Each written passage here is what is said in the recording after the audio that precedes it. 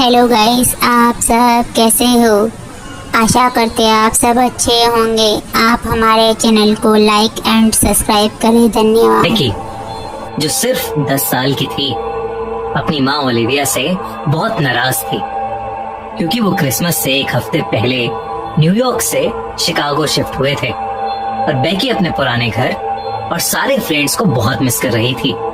Olivia ने अपनी बेटी बेकी का मूड ठीक करने के लिए उसे क्रिसमस ईव की शाम को एक टॉय शॉप ले जाकर उसका मनपसंद गिफ्ट दिलाने का सोचा। ओलिविया बेकी को कई टॉय शॉप्स पर लेकर गई पर उसे कहीं कुछ पसंद नहीं आया। जब वो वापस घर जा रहे थे तो उनके घर से कुछ ब्लॉक्स दूर एक कोने में बेकी ने अपनी मॉम ओलिविया को एक टॉय शॉप पर गाड़ी रोकने को कहा। उस टॉय शॉप में बेकी को अपना मनपसंद बोर्ड गेम दिखा। जब वो उस शॉप के अंदर गए तो उनके चारों तरफ अलग अलग खिलौने थे जो बहुत ज्यादा सुंदर थे। पर ओलिविया को एक बात काफी अजीब लगी कि उनके अलावा उस शॉप में कोई नहीं था। लेकिन उस शॉप के अंदर खिलौने इतने सुंदर थे कि ओलिविया भी उनको देखकर एक छोटी सी बच्ची बन गई। वो शॉप एक्सप्लोर कर ही रही थी कि उसे एकदम से एहसास हुआ कि बेकी उसके साथ नहीं है। उसने पूरे स्टोर में अपनी बेटी को ढूंढा पर उसे वो कहीं नहीं दिखी। उसने काउंटर पर जाकर मदद मांगने की कोशिश भी की पर वहां भी कोई नहीं था। डरी हुई ओलिविया बेकी को आवाज लगाते हुए उसे हर जगह ढूंढ रही थी जब उसे एक बूढ़े इंसान की जोर से हंसने की आवाज आई। उसने आवाज की ओर देखा तो उसे टॉय शॉप के एक अंधेरे से कोने में कुर्सी पर बैठा एक बूढ़ा आदमी सैंटा क्लॉज की कॉस्ट्यूम पहने जोरों से हंस रहा था और उसकी बेटी बेकी उस सैंटा की गोद में बैठी हुई थी। जैसे ही ओलिविया ने उस सैंटा क्लॉज को देखा वो हंसता हुआ सैंटा अचानक चुप हो गया और अपनी आंखें उठाकर ओलिविया को घूरने लगा। उस सैंटा को देखकर ओलिविया को एक अजीब सी घबराहट हो रही थी। ओलिविया को बेकी का वहां उस सैंटा की गोद में होना ठीक नहीं लग रहा था तो उसने चिल्लाकर बेकी को अपने पास आने को कहा पर बेकी ने अपनी मॉम ओलिविया को कोई जवाब ही नहीं दिया। ओलिविया जब उस सैंटा के पास अपनी बेटी को वहां से ले जाने के लिए पहुंची तो उसने अपनी बेटी को सैंटा को ये बोलते हुए सुना कि क्रिसमस पर ओलिविया बेकी को अपने दोस्तों से दूर ले आई है और वो इसलिए अपनी मॉम को बिल्कुल पसंद नहीं करती। जब ओलिविया ने इस बात को सुनकर उस सैंटा की ओर देखा तो उस सैंटा की शक्ल पर एक बहुत ही डरावनी हंसी थी। ओलिविया ने तुरंत अपनी बेटी को सैंटा की गोद से उतारा और स्टोर से बाहर निकलने लगी। बेकी बाहर जाते हुए सैंटा को मुड़कर बाय कर रही थी पर जैसे ही ओलिविया ने सैंटा की ओर मुड़कर देखा तो वो जोर जोर से अपनी भयानक सी आवाज में हंसने लगा और हंसता हुआ अचानक से अंधेरे में गायब हो गया। उसे ऐसे गायब होता देख ओलिविया एकदम घबरा उठी और जल्दी से बेकी को कार में बिठाकर वहां से निकल गई। ओलिविया का हस्बैंड टाइलर एक बहुत इंपॉर्टेंट बिजनेस मीटिंग के लिए दूसरे शहर में था जो शिकागो से कुछ ही घंटों की दूरी पर था। घर पहुंचते ही ओलिविया ने अपने पति टाइलर को फोन मिलाया और जल्दी से घर वापस आने को कहा। टाइलर ने कहा कि वो रात तक घर वापस आ जाएगा। रात होते ही ओलिविया ने घर को अंदर से बंद कर लिया और रात को अपनी बेटी को अपने कमरे में अपने साथ सुलाकर खुद सोने की कोशिश करने लगी। देर रात हो चुकी थी, उसकी आंख अभी लगी ही थी जब उसे बेकी के हंसने की आवाज आने लगी और साथ साथ उसे एक गाना सुनाई देने लगा। Jingle bell, jingle all the way. Olivia ने डरते हुए आंख खोली और जो उसने देखा वो देखकर उसके रोंगटे खड़े हो गए।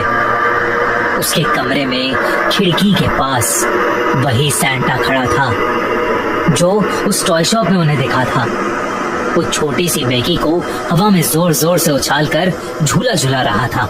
ये देखते ही ओलिविया डर के मारे बहुत जोर से चिल्लाई। उसकी चीख सुनकर वो सैंटा ओलिविया की तरफ मुड़ा और वही गाना और तेज आवाज में गाने लगा। Jingle bell, jingle all the way. Beki जिसको वो हवा में उछालकर झुला रहा था, बीच हवा से जमीन पर गिर पड़ी। ओलिविया ने बिना कुछ सोचे समझे घायल बेकी को वहां से उठाया और उस घर से निकलने के लिए भागने लगी। वो जैसे ही सीढ़ियों से नीचे उतरी, उसने देखा कि वही सैंटा सामने से उसकी तरफ आ रहा है। ऐसा लग रहा था मानो सैंटा का हुलिया बदल गया हो और वो बहुत ही ज्यादा भयानक लग रहा था। ओलिविया ने अपनी डाइनिंग टेबल पर पड़े प्लेट्स और फोर्क्स उस पर फेंक कर खुद को बचाने की कोशिश भी की, पर वो सब उस सैंटा के आर पार चले गए और उसे कुछ नहीं हुआ। ओलिविया पूरी तरह घबराई हुई थी और अब उसके पास और कोई रास्ता नहीं था, तो उसने अपने घर की विंडो का शीशा तोड़ा और बेकी को लेकर उस खिड़की से कूदकर घर से बाहर भागी। उसने अपनी बेटी को गाड़ी में बिठाया और गाड़ी ऑन की, लेकिन तभी उसे महसूस होने लगा कि कोई उसका गला दबा रहा है। उसकी आंखें जब गाड़ी के रियर व्यू मिरर पर पड़ी तो वो सैंटा उसके पीछे ही था और उसका गला दबा रहा था। उस सैंटा ने रोती हुई बेकी से कहा कि इस क्रिसमस उसका प्रेजेंट होगा उसकी मॉम की लाश। ओलिविया को सांस लेने में बहुत तकलीफ होने लगी और धीरे धीरे उसकी आंखें भी बंद होने लगी। जब उसकी आंख खुली तो उसका पति टाइलर और बेटी बेकी उसके पास बैठे थे और वो उसे होश में लाने की कोशिश कर रहे थे। टाइलर के साथ ओलिविया के कुछ पड़ोसी भी थे जो उसके घर का शोर सुनकर उसे बचाने आए थे और तब उन्हें ओलिविया अपनी कार में बेहोश पड़ी मिली थी। उन्होंने ही उसे हॉस्पिटल में एडमिट कराया था। जब उन्होंने ओलिविया का पूरा किस्सा सुना तो उन्होंने बताया कि वो टॉय स्टोर जिसमें वो गए थे वो कई सालों से बंद पड़ा है। कई साल पहले इसी टॉय स्टोर में एक पागल आदमी काम किया करता था जो क्रिसमस के दिन सैंटा क्लॉज बनकर लोगों के घरों में घुसता था और अपने मजे के लिए उन्हें डराता रहता था।